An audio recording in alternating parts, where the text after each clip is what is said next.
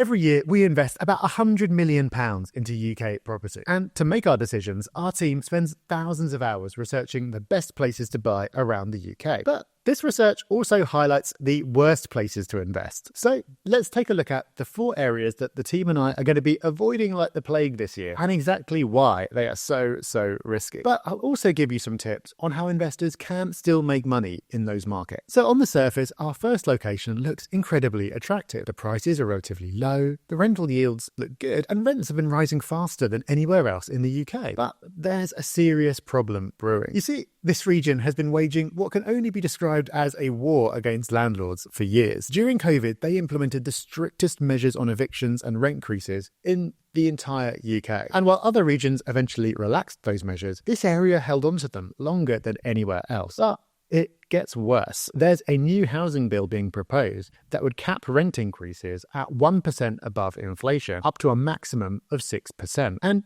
the impact of this is already showing. Major institutional investors are voting with their feet, with 9 out of 14 of them already declaring this region unattractive for investment. So where am I talking about? Scotland. And while Edinburgh and Glasgow might still attract headlines for their strong rental demand, and there is so much to like about investing here in general, the political risk is simply too high for most investors in 2025. Our second location is particularly interesting because it's right next to London. Now, despite a rocky few years, London is starting to look like a solid investment again, with house prices holding steady and rents going up, meaning that yields for investors are looking pretty good. But this nearby region is facing some serious challenges. You see, this area already has some of the highest property prices outside of London. But unlike London, it doesn't have the prestige factor or the international rental demand to allow it to shrug off challenges. So investors here are getting hit from 2 directions at once. The recent mortgage rate increases are hitting this region particularly hard because of those high purchase prices. And now investors need to pay 5% extra in stamp duty, up from the previous 3%. Those high prices mean that extra really hurts. But what's really concerning is the lack of growth potential. While areas like the Northwest and Yorkshire still have room for price growth, this region has hit a ceiling. Prices simply can't go much higher without becoming completely unaffordable. I'm talking, of course, about the southeast of England, the kind of commuter areas within an hour of London that are lovely places to live, but are suffering from high prices relative to earnings and low yields for investors. Don't get me wrong, there will still be plenty of demand, and it's hard to make a disastrous investment somewhere like this, but in terms of growth potential, there are so many better opportunities out there. Our third location reveals a shift in the UK property market that nobody saw coming. Just 2 years ago, everyone wanted a piece of the action. The race for space during the pandemic sent property prices soaring here, and holiday let investors in particular were making record returns. But now the tide has turned. Holiday lets have lost their special tax status, so owners are now paying the same taxes as regular buy-to-let owners, but with far more uncertainty over how much rent they'll bring in. And even worse, if your holiday let isn't rented out for enough days during the year, it stops qualifying as a holiday let, and local councils can now charge up to 300% of the normal council tax rate if they consider it a second home. But it's not just the tax changes causing problems.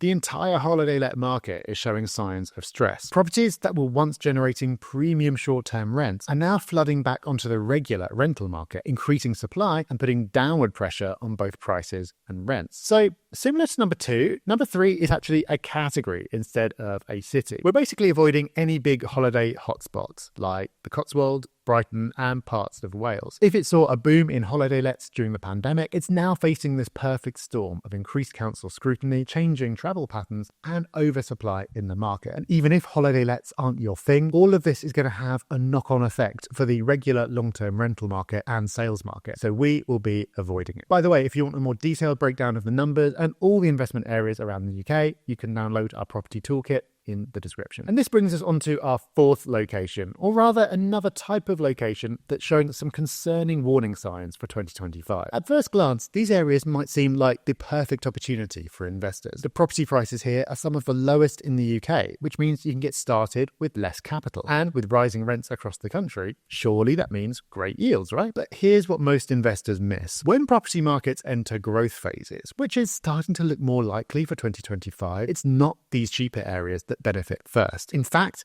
it's quite the opposite. The most expensive areas tend to be expensive for a reason. They have stronger job markets, better transport links, and more local businesses. So when the market starts to grow, these are the areas that see the benefits first. Meanwhile, the cheaper areas, despite their attractive entry prices, often lag behind. They might see a small burst of growth right at the end of a boom, but it's nothing compared to the steady growth that you see in stronger markets. But there's an even bigger risk here. With the new rental reforms that are coming, it's going to become harder to deal with non-paying tenants. In areas with fewer jobs and lower wages, you're naturally going to have a smaller pool of tenants who can reliably pay their rent. So while these places might tempt investors with their low prices, the lack of local jobs and business growth means you're taking on significantly more risk as a landlord. So much as I hate naming particular places because it's going to upset people, examples of the type of area we're going to be avoiding are places like Grimsby, Hartlepool, Middlesbrough and Barrow. However, as I mentioned at the beginning, there is still a way for investors to make money in these areas and in any areas, because over time I've learned that there's no such thing as a universally bad area, only bad timing and poor strategy. Let me explain what I mean. In every single location we've discussed, there are investors making excellent returns right now. Some are doing renovations that add massive value. Others have built strong relationships with local estate agents who bring them the best deals. And some simply know their local market inside out. So if you fall into a category like this, don't take what I've said to heart. Take each deal as it comes and think about your own personal skill set. But if you're looking to buy and hold property with no particular connection to a specific area, then I would subscribe to the channel, because next week we're going to be revealing the 5 best cities to buy property in 2025.